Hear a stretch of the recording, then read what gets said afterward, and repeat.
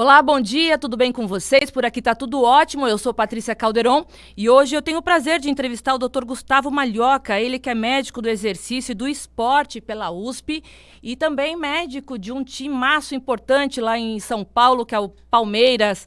Doutor, muito obrigada pela sua presença aqui no nosso programa, viu? Um prazer é meu, é uma satisfação poder falar com você no seu programa, com os seus ouvintes. Eu falei um timaço de São Paulo, mas não é o Corinthians não, é o Palmeiras, né? Por favor, né? A gente tem muito respeito pelo Corinthians, mas o Palmeiras, hoje me enche de orgulho. Eu sou corintiana, eu sou paulista, tô morando aqui no Ceará tem 15 anos, mas meu pai era um corintiano doente, acompanhava o Corinthians em tudo quanto é canto. Só que a minha irmã e o meu cunhado são palmeirenses, então você imagina a briga em casa, né? Briga sadia. Doutor, a gente está no mês de maio e o mês de maio ele foi instituído como o mês de maio cinza, né? Que a gente fala sobre a conscientização e a prevenção de tumores cerebrais. E o senhor passou de médico agora a paciente porque o senhor descobriu, né, um glioma. E eu queria que o senhor falasse um pouquinho, contasse um pouquinho da sua história. Exatamente. A minha história com o glioma ela se inicia em março de 2020, quando num dia eu desci com a minha filha para brincar na piscina do prédio e neste dia vi alterações motoras no meu corpo. Na sequência, procurei um serviço de saúde para fazer exames, e aí no exame de imagem, no exame cerebral, uma ressonância, detectou-se a presença de um tumor, né, como a gente já antecipou, um glioma, e já em o glioma do tipo 4, localizados nos núcleos da base do cérebro, e, e desde então a minha rotina, além de conscientizar as pessoas, dividir esta briga que é você ter um câncer e querer, acima de qualquer coisa, viver, o que foi o meu diagnóstico e como eu lido com isso. O senhor é uma pessoa que trouxe muita perseverança, né, pelas entrevistas que o senhor tem dado. Imagino que tem essa força de querer viver realmente, esse otimismo, né, ajuda também. Esse otimismo eu imagino que ajuda também no tratamento. Eu fui cuidadora do meu pai, o meu pai também teve um glioma de alto grau. E a gente sabe que essa notícia, né, do diagnóstico é um baque não só para o paciente, como para a família. Eu queria entender como que o senhor lidou no início, quando pegou o diagnóstico. Eu, sendo muito realista, logo no primeiro momento, a minha ideia foi brigar, brigar pela vida, querer acima de qualquer coisa, buscar o meu melhor para que, independente do desafio, eu conseguisse ficar o máximo possível ao lado da minha família. Então, desde o diagnóstico até os dias de hoje, luto para poder estar ao lado da minha família, que eu amo muito, e fazer do câncer algo menor que fica entre a gente, né? As pessoas portadoras de doenças sérias, né? Tal como o câncer, têm muitas vezes a mania de fazer a doença ser maior do que nós mesmos. E foi uma das coisas que eu, a partir daquele momento, prometi. Apesar da seriedade da doença, ela nunca estaria entre mim e minha família. O senhor tem quantos anos, doutor? 41. Certo. E qual que é o tratamento que o senhor está fazendo ultimamente? Olha, estamos em 2022, então até o dia de hoje, eu fiz um tratamento cirúrgico, em 2020 mesmo, eu operei. Depois desse tratamento, eu passei por radioterapia, depois somente quimioterapia, e hoje em dia o meu tratamento é um tratamento medicamentoso, mas não tenho mais nenhum tipo de tratamento fora isso. E eu li uma entrevista que o senhor concedeu para o UOL, que o senhor também buscou tratamentos alternativos como o canabidiol, né? E eu sei que meu pai também, eu passei a fornecer o canabidiol para o meu pai porque ajudava muito na questão das convulsões e relaxava bastante as dores. O senhor continua com o tratamento de canabidiol? Sim, E, eu sou um usuário de CDB, uso regularmente e tem um efeito muito bacana para mim. o senhor acredita, como médico, né, nesses tratamentos alternativos, doutor? Eu acredito bastante. A gente conhece a medicina e a medicina ela é importante para a gente, mas vai muito além disso, né? Medicina vai muito além dessa medicina baseada em evidência que a gente pratica no nosso dia a dia.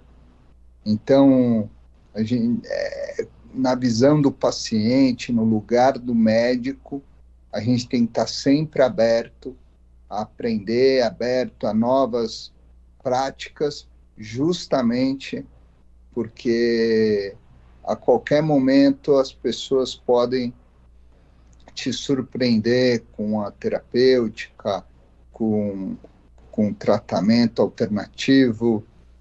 Isso é bem interessante eu digo até no papel médico, é bem construtor. E eu li também que o diagnóstico transformou um pouquinho também a vida do senhor, não somente pessoal, como profissional, né? O doutor Gustavo hoje, ele é um médico mais empático, mais leve. Qual foi essa modificação que o senhor sentiu que o diagnóstico trouxe para o senhor nessa parte profissional? Eu acho que você foi bem feliz na tradução do Gustavo médico. Eu não digo que eu era menos ou mais simpático. Isso não. Né? Isso é da nossa natureza. Gostar ou não de ser médico, também muito menos. Mas a questão de como você encara a vida, como você respeita o amor à vida das pessoas, como você incentiva as pessoas a buscarem ser melhor, como você valoriza as rotinas e as práticas diárias, e como você transforma aquele dia no maior valor que uma pessoa pode ter. A questão que o senhor está querendo dizer é que os pequenos detalhes eles estão sendo mais apreciados no seu dia a dia, é isso? É isso, eu sou muito apegado aos detalhes, apegado à construção do meu dia, apegado ao presente. Hoje ele é muito mais importante do que despejar tudo no futuro, como a gente costuma fazer, né? A gente acredita muito no futuro. E hoje eu sou uma pessoa focada no presente. O senhor é pai de duas menininhas lindas, né? Eu tô certa? Quais são os nomes delas? Um casal. É um casal? casal. A Desculpa. Paola, mais velha, e o Luca, o mais novo. Ah, eu achei que fossem duas menininhas, me desculpa. Então é o Luca e a Paola. Perfeitamente. E a sua esposa, doutor, como tem lidado como cuidadora, como a tua companheira, né, como a pessoa que está aí do seu lado no dia a dia, como ela tem contribuído no tratamento do senhor? É o que eu falo, as pessoas que você ama, as pessoas que caminham com você, não é agora, não é de agora, né?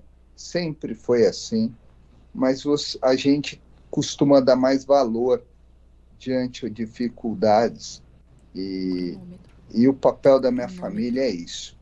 Além de ser o meu suporte, é onde é meu incentivo, é o que me puxa, é o que você vê o quanto vale a pena, muitas vezes, dias ruins, dias que você tem que tomar remédio, dia que você não pode esquecer nada, justamente pelo amor à sua família, amor às pessoas que estão próximas te rodeando. Doutor, eu li também que o senhor teve algumas sequelas pós-cirurgia, né? O que essas sequelas têm atrapalhado o senhor no dia a dia, na questão motora, na questão de linguagem? Eu queria que o senhor falasse um pouquinho sobre o pós-cirúrgico, o que o senhor sente em relação a essas sequelas. Olha, eu me refiro como uma pessoa de sorte. Eu tenho muito pouca sequela e as poucas sequelas que eu fiquei, motoras do meu lado direito, sensitiva do meu lado direito, eu, eu uso para me superar. Então, todo dia eu acordo, é difícil não sentir a perna como antes, mas isso é motivo de superação. Vontade de viver é um nome que eu dou para tudo isso e é assim que eu levo para frente. E dá para perceber que o senhor tem um raciocínio até rápido na hora de falar, né, de responder, porque geralmente quem faz essas ressecções, né, tumorais no cérebro, tem também um pouquinho de sequela na questão da fala ou na questão do raciocínio, e eu percebo que, graças a Deus, o senhor tem um raciocínio rápido nas respostas, né, isso é bem interessante. O senhor, como médico do esporte, o senhor acredita que o esporte também valoriza essa questão de um bom tratamento, de consequências positivas para o estado que o senhor se encontra hoje? Com toda certeza em absoluto, né? Qualquer prática valoriza que o paciente se encontre melhor do que ele está. Eu acredito muito nisso. A minha prática, eu ainda sou médico atuante, gosto do dia a dia, e a minha prática toda é em cima de um melhor bem-estar, independente da ciência que se usa. A minha ciência hoje é a atividade física. É com ela que eu acredito. Atividade motora, atividade física, as pessoas se mexerem, respeitarem o teu corpo e, mais do que isso, quererem que o corpo gere tratamentos, gere situações de cura, mas sempre pensando de uma forma positiva, pensando e valorizando a vida. E eu posso falar, né, com todas as letras, que o senhor tem um time inteiro a seu favor, né, doutor? Como que os amigos do Palmeiras receberam a notícia? Como eles têm colaborado, contribuído no dia a dia do senhor? O Palmeiras é um clube que, desde o meu primeiro instante que eu diagnostiquei o meu problema, deu suporte, deu apoio, e esteve ao meu lado. Não é porque é meu centro de trabalho, mas eles foram fundamentais por tudo, né? Por esperar, por respeitar, por fazer daquele ambiente um ambiente familiar, não só um ambiente de trabalho.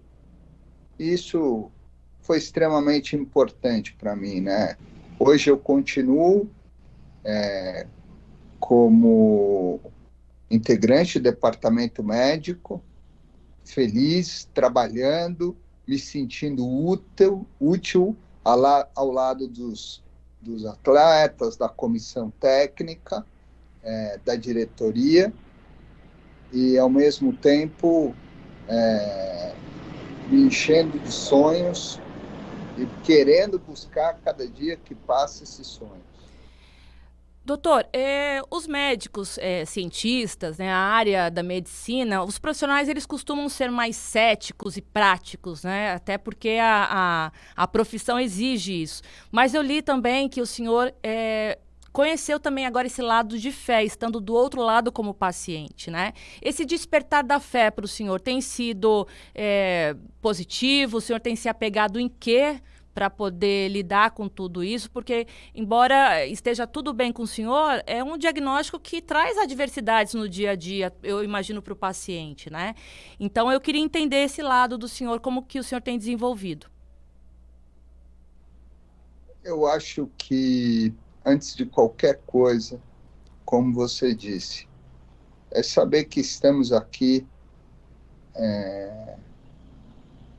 buscando o nosso melhor, fazendo o nosso melhor, primeiro para viver com as pessoas que amamos, que estão ao nosso lado, valorizando essas pessoas, e depois trazendo para o próximo, né? Para o paciente, para o amigo, para o grupo de pessoas, o seu melhor. E muitas vezes é uma palavra de incentivo, é uma experiência positiva, é uma esperança ainda maior. E eu me sinto hoje isso, uma pessoa com experiências que eu possa dividir para fazer pessoas terem mais força e garra em buscar o seu melhor. E eu participo de alguns grupos, doutor, a gente até conversou nos bastidores, né? Porque quando eu fui cuidadora do meu pai, eu precisava entender um pouco da doença, né? Então, até como filha de paciente, como jornalista, eu quis saber tudo sobre o glioblastoma, no caso, que foi o do meu pai, né?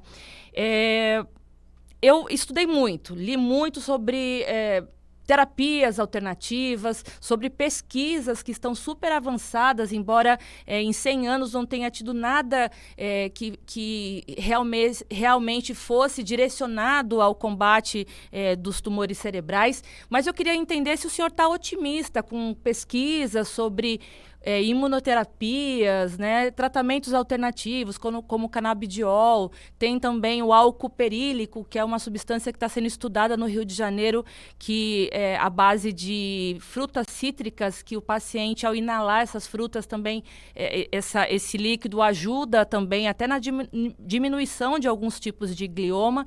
Eu queria entender se o senhor acredita na ciência.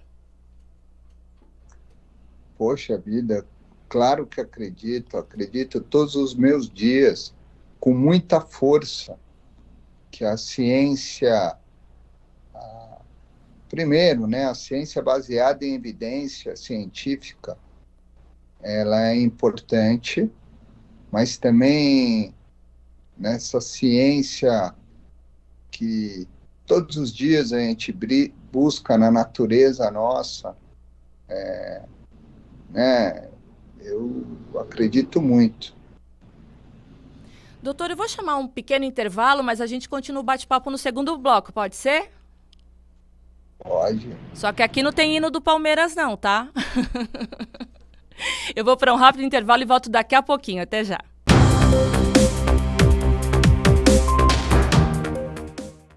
Olá, estamos de volta ao vivo aqui no seu Jornal da Manhã, entrevistas especiais. Hoje eu recebo o doutor Gustavo Malhoca. É Malhoca que se pronuncia, né, doutor? É isso aí, tá corretíssimo. Ele que é médico do esporte, é sócio fundador também da Carry Club e chefe do departamento médico da Sociedade Esportiva do Palmeiras, um time de São Paulo, que está com a bola toda ultimamente.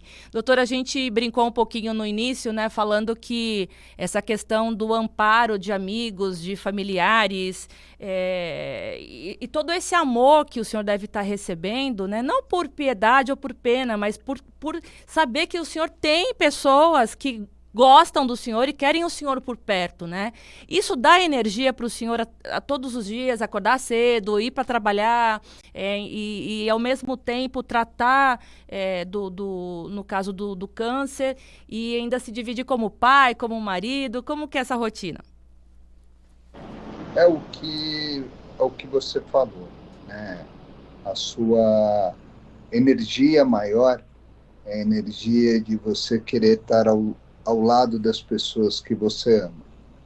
Daí é, é a fonte de onde você busca, está sempre ativo, sempre querendo o tratamento, fazendo o seu melhor, justamente pelas pessoas que você ama.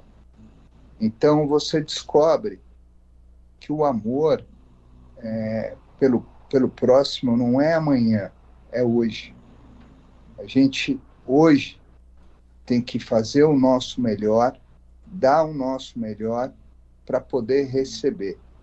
Isso eu aprendi muito e tento buscar todos os meus dias.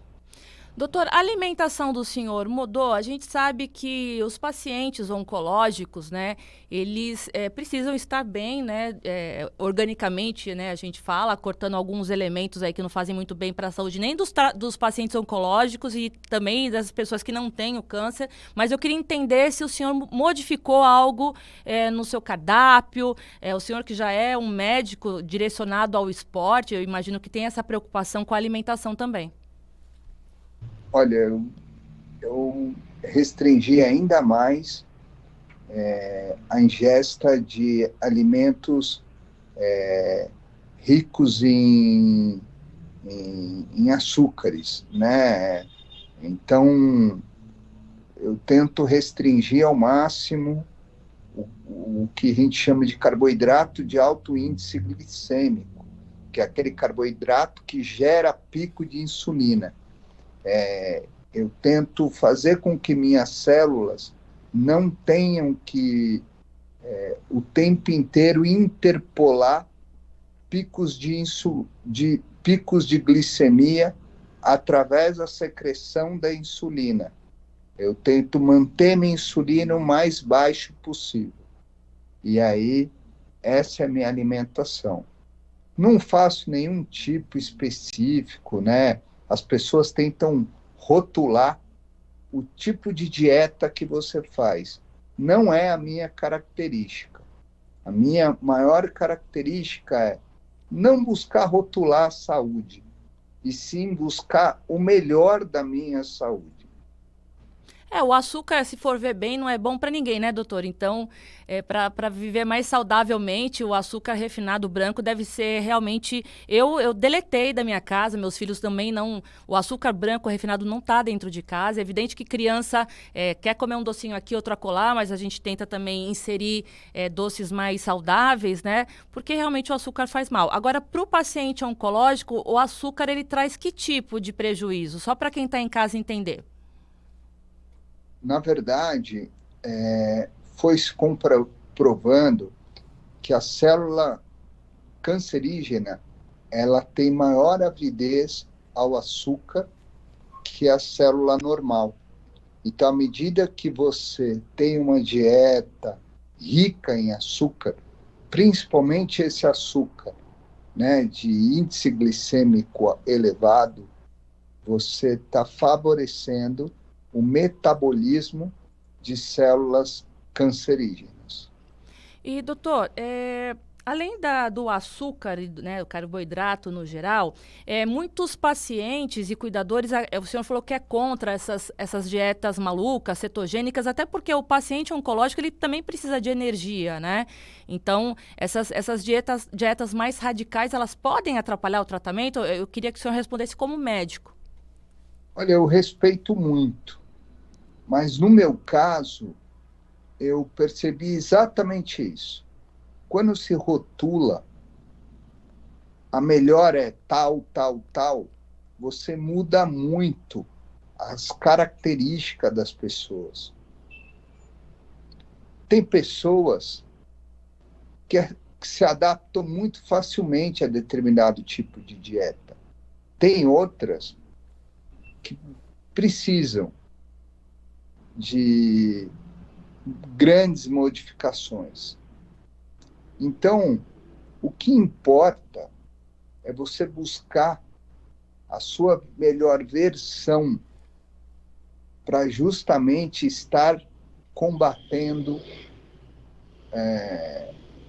o câncer, né? Então, é o que eu falo. Câncer é uma batalha individual, não é uma batalha coletiva. Isso é importante ter aqui. Doutor, a gente sabe que esses gliomas de alto grau, eles podem sofrer mutações e voltarem, né? Que a gente chama da recidiva, né? Depois da primeira ressecção, como que ficou o cérebro do senhor? O que os médicos têm dito para o senhor em relação ao que não foi possível retirar por estar numa área nobre do cérebro? Você tem que acompanhar, não tem jeito, né? Assim, a cada 2 meses eu passo por exames de imagem, os médicos interpretam as imagens, discutem entre eles, né? Então, você tem que estar muito acreditado na equipe que você tem para te auxiliar. É o que eu digo.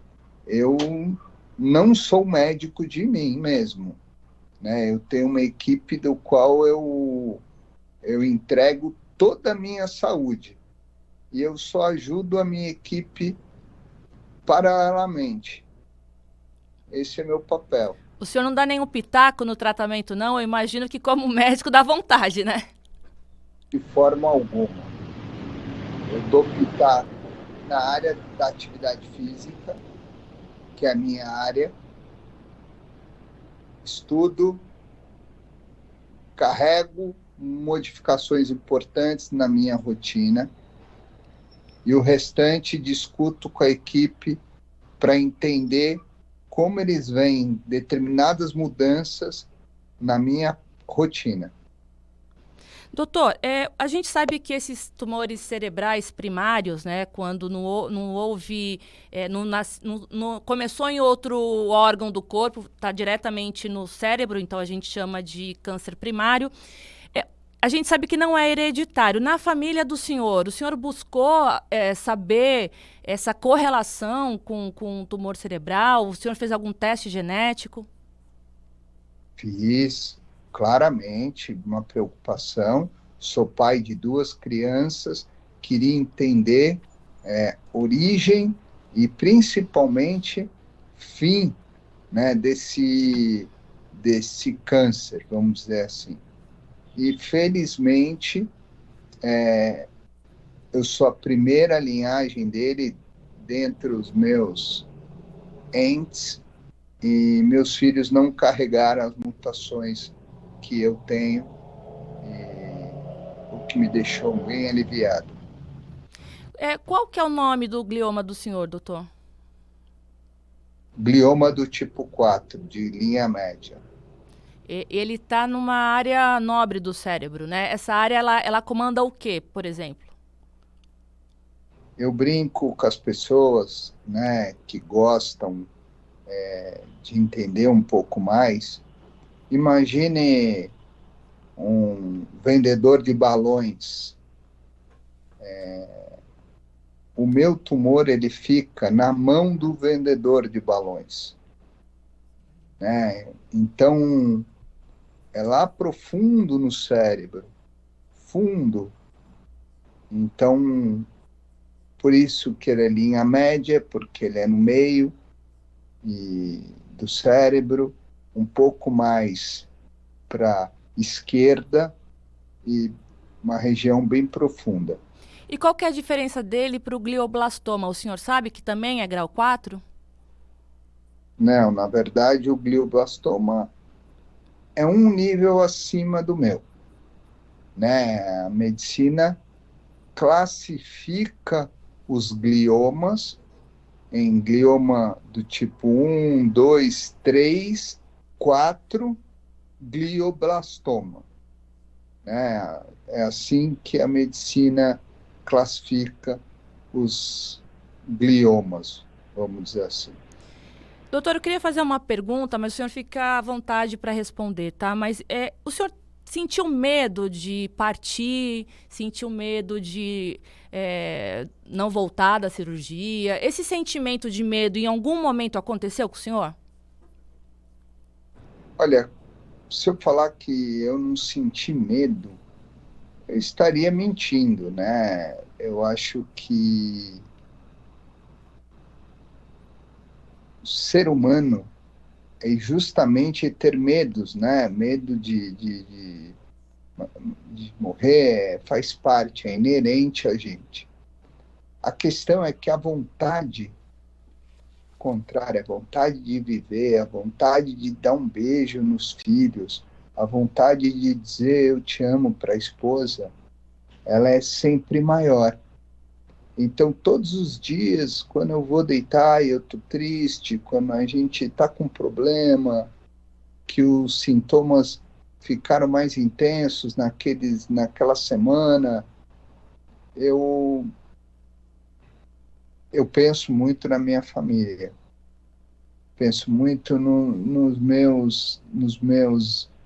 nas pessoas que eu gosto, na minha missão aqui nessa vida. E isso, para mim, é a causa principal de eu estar aqui. Né? Não fico me tentando focar no meu sintoma, tentando focar no meu diagnóstico. Isso é o de menos. Né? É o que eu aprendi nesse tempo convivendo, né, com esse diagnóstico. Mais vale o amor por um dia do que tentar organizar uma vida sonhando. Bela frase. E eu quero fazer uma pergunta se o senhor tem muitos sonhos e quais são eles? Olha, de verdade, eu tenho sonhos de viver o agora, de poder dizer para minha esposa que eu a amo muito, de dizer aos meus pais o quanto eles foram importantes para mim, o quanto eles são bem-vindos na minha vida. Em dizer para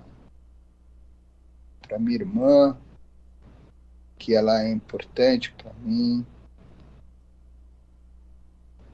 Eu acho que isso é muito importante, muito mais firme do que você querer ter uma vida toda pautada em sonhos, em projeções, do que você querer falar para as pessoas que estão próximas a você o quanto elas são importantes. Muito bem, é isso mesmo. E ainda mais depois dessa pandemia, né, doutor? Que nós todos já somos sobreviventes, né? Porque a pandemia levou muita gente, né? E uma doença que até hoje intriga os médicos e a gente está aqui tentando sobreviver a tudo isso também. E eu imagino que, para mim também, o pós-pandemia, para mim, fez eu repensar muita coisa, né, em relação a... Eu sou muito ansiosa, né, então eu sofro de ansiedade, tenho transtorno obsessivo-compulsivo, tudo causado pelo estresse, pela ansiedade. A minha profissão, né, me trouxe também algumas sequelas em relação a essa questão de transtornos mentais. Então, a gente precisa parar, desacelerar, né, respirar, saber que eu sou mãe também de 2 filhos, de um casal, tenho um marido e eu só pensava em trabalho.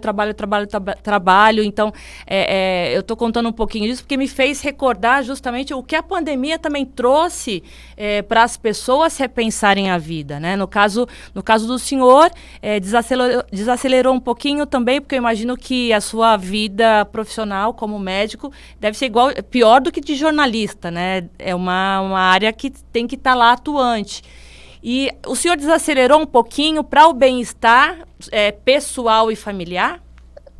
Eu não digo que a minha vida era melhor ou pior do que um jornalista, do que um jogador. Eu acho que todo mundo, como você colocou bem, todo mundo tem estresse, todo mundo tem um ritmo de vida que, quando se para tentar entender tudo aquilo, começa a enxergar prejuízos que nós causamos muito à nossa saúde. E o Covid nos mostrou isso, né? Como um dia você está ali normal, sai de casa, usa uma máscara, e aí no mesmo dia você pode voltar para casa com uma doença infecciosa.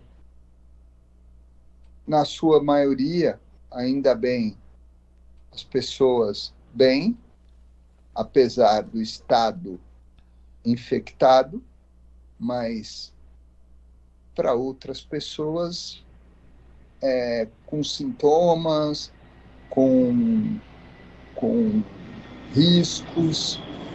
É exatamente o que a gente aprende da vida, né? Não tem essa de garantido, né? Não tem essa de, para mim, não vai acontecer. Basta estar aqui, né? Basta estar vivo para poder, de repente, ter algum problema.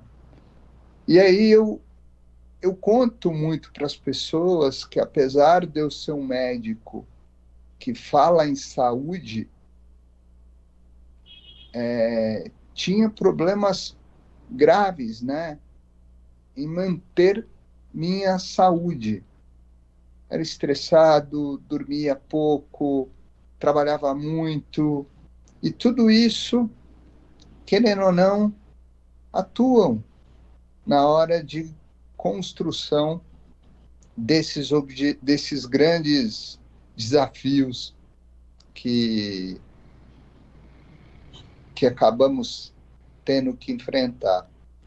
Então, Cientificamente comprovado, né, que a substância do estresse, né, quando a gente libera aí cortisol, faz mal para o corpo todo, né, para a cabeça, para o coração, para o corpo todo, e as pessoas estão doentes de estresse, né, o estresse, ele é uma doença, e na pandemia, se a pessoa não tinha depressão ou ansiedade, ela adquiriu, e quem já tinha, como eu, só piorou. Então, a gente sabe que a questão de tudo que o estresse causa para o organismo, o senhor, como melhor do que eu deve imaginar, as causas, elas são, os danos são grandes, né, doutor?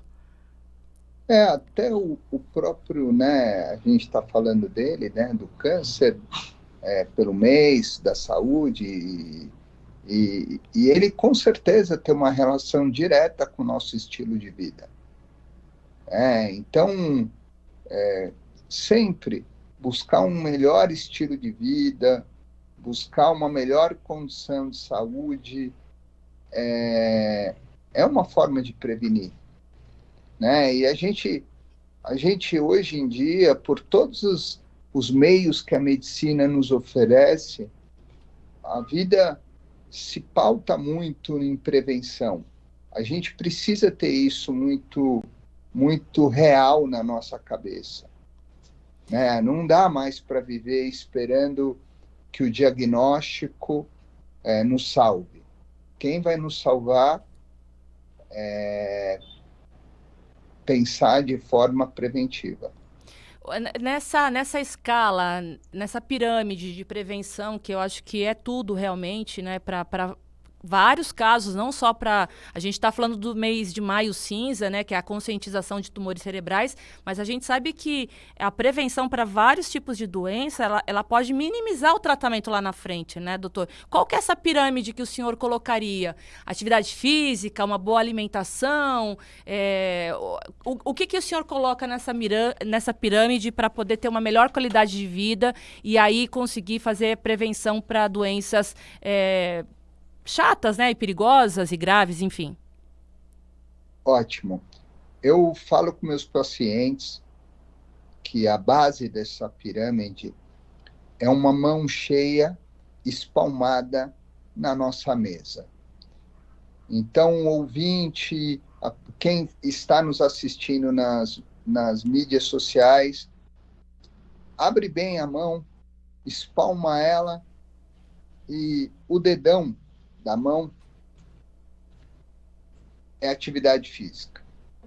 Está mais que comprovado que atividades físicas de forma regular, não estou falando de você praticar um esporte, mas você pode ser um praticante de exercício, pessoa ativa, isso te traz mais saúde e previne de maiores lesões. Segundo dedo, alimentação. Como é importante a gente buscar uma alimentação mais saudável. E isso não é para quem tem determinada doença ou não. Isso serve para todas as pessoas. Terceiro, hidratação. A importância de você beber líquido, principalmente água, durante teu dia. Você que trabalha numa mesa de escritório, ponha lá a tua garrafinha. Você que trabalha andando, ponha na sua cintura a sua garrafinha. Mas é importante que você carregue contigo líquido para que seu corpo esteja sempre hidratado.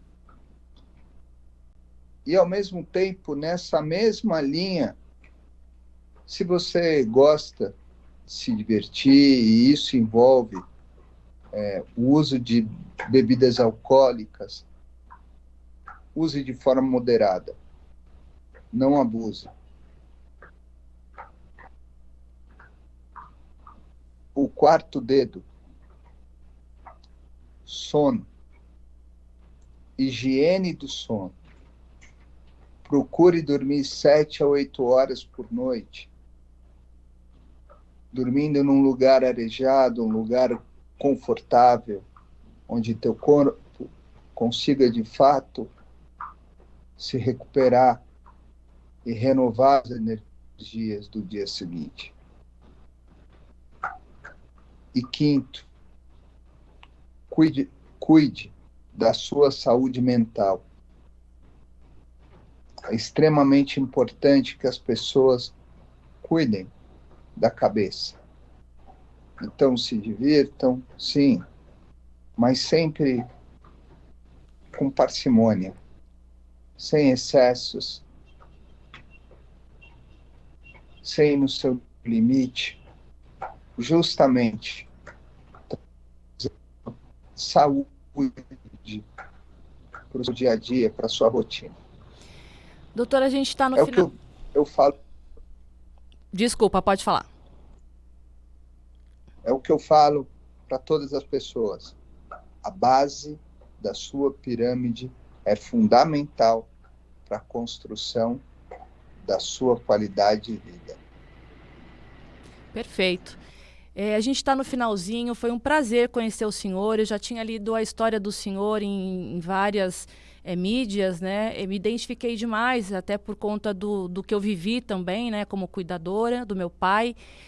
Queria parabenizar o senhor por esse otimismo, por essa perseverança, por essa vontade de viver, que eu tenho certeza que isso contribui demais no tratamento. E para finalizar, eu queria que o senhor deixasse uma mensagem para pacientes e cuidadores que passam pela mesma situação que o senhor. Eu acho que, primeiro, é sempre olhar a vida com otimismo. Tem os breaks. E não colocar o diagnóstico à frente da chance que é viver. Né? Estar vivo é muito melhor do que viver o diagnóstico. Então, o que eu falo para as pessoas que têm um câncer e para as pessoas que não têm diagnóstico algum é que viver é muito bom. E é isso que a gente tem que buscar, viver da melhor forma. Obrigada, doutor Gustavo. O senhor realmente é uma inspiração para todos nós. Eu tenho certeza que todo mundo que está acompanhando a gente pela rádio, Jovem Pan News Fortaleza, pelo YouTube, pelas nossas redes sociais, está ligadinho aí na entrevista. E quem perdeu pode buscar depois no podcast e também no YouTube. Muito obrigada pela sua participação aqui no meu programa. Eu que agradeço. Foi um prazer poder falar com vocês. Abraço, doutor Gustavo. Um grande abraço. Fica com Deus. Tchau. Tchau, o Jornal tchau. da Manhã Entrevistas fica por aqui, mas a gente volta sábado que vem com mais uma pauta interessante aqui, diretamente da sua Jovem Pan News Fortaleza. A gente se vê. Tchau.